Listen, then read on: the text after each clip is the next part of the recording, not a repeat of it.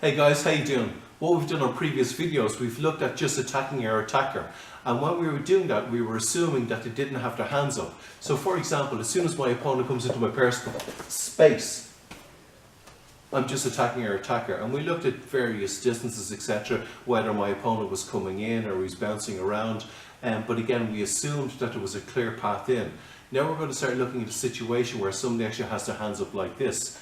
So Michal has his hands up like this, and typically 95% of people on the planet are right-handed, and people will tend to keep their right hand back, their strong hand back, and then come like this. So we'll look at the most common attacks, and we look at simple defences for common attacks. And when I'm like this in this situation, rather than me trying to go around his guard like this, which all takes just a little bit longer, just like a windscreen wiper, I'm just going to take his hand out of the way, and then we're just back to giving our opponent a direct punch in the face. A straight line attack. It's faster, it's stronger, we'll take the head off, we don't need to worry about it. So we're going to look at various ways. What we're going to do today is we're going to look at the lapsao. And lapsao just roughly translates as grabbing or grappling hand.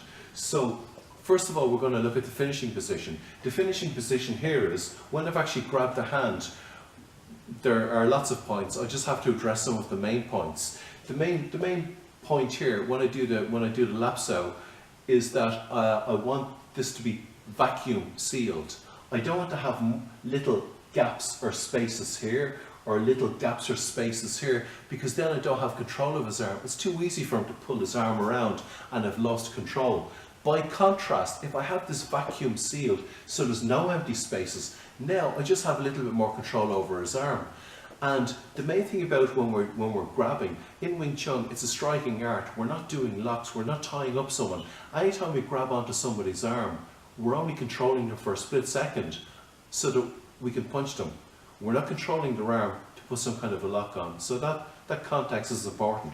So, as well as having it vacuum sealed, the type of muscular contraction that we have is also very important. When we're grabbing on, we don't want to use a type of muscular contraction known as isometric overcoming. This is where you're kind of trying to move or squeeze an immovable object. So if I'm squeezing on as hard as I can, there's too much recoil involved.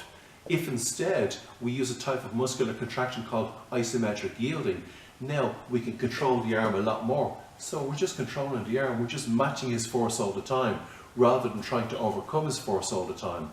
So that's just a little point on the finishing position. Now we can do the lapsao from contact, or in this situation we're looking at simple situations for the moment. We can do it from no contact. We're going to do it from no contact. Now, an important thing when we do the lapsao is that we want to have impact force. And force is just mass multiplied by acceleration, or we could say stability multiplied by acceleration. But what we also want is rapid deceleration. That's the difference between force and impact force. With impact force, we have rapid deceleration, and you can hear it in the sound. Really, it's like a strike. Nice red arms. So from here, our opponent is like this, and we're doing the lapsao like this. It's important that we don't pull down. If we pull the arm down, the risk is that he's going to give me a punch in the face. His arms are up, and I keep it about the same height as his shoulder. So if he wants to try and punch me, he can't. He might touch me, but he's not going to do any damage. Yet for myself, I can get into his face absolutely no problem, if you do it correctly. Too many people, when they do it, they leave a space or a pause between the lapsao and then the punch, which gives the other person the opportunity to lift up the shoulder or to bring the hand back. And then they have to start inventing new techniques to come over and hit the person. You don't need to do this. When you do the lapsao, you'll also do the punch simultaneous. And if you do the two like this, you don't have to worry about the shoulder coming up.